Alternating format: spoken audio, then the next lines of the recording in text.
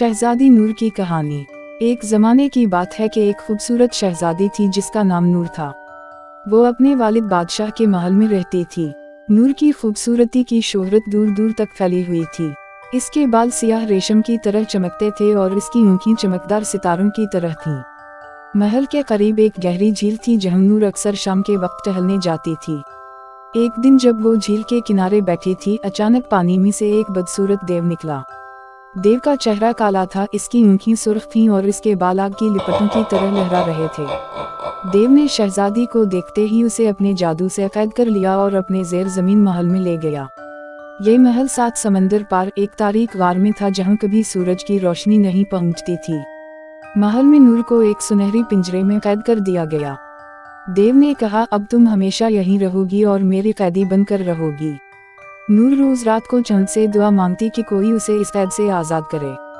दूसरी तरफ एक बहादुर शहजादा आमिर था जो अपने सफ़ेद घोड़े पर सवार होकर दुनिया की सैर कर रहा था। जब इसे नूर की कैद की खबर मिली तो वो उसे बचाने के लिए निकल पड़ा। शहजादा आमिर ने 7 समंदर पार किए, गहरे जंगलों को अबूर किया और खतरनाक पहाड़ों को पार किया। रास्ते में उसे एक बूढ़ी जादूगरनी मिली जिसने उसे एक जादुई तलवार दी। ये तलवार देव के जादू को तोड़ सकती है, जादूगरनी ने कहा। आखिरकार शहजादा देव के महल तक पहुंचा। वहीं एक खौफनाक लड़ाई हुई। देव ने आग अगली, जहरीले तीर बरसाए, लेकिन शहजादा अपनी जादुई तलवार से हर हमले को रोकता रहा। जब देव थक गया तो शहजादे ने मौका देखकर अपनी जादुई तलवार से इस पर वार किया।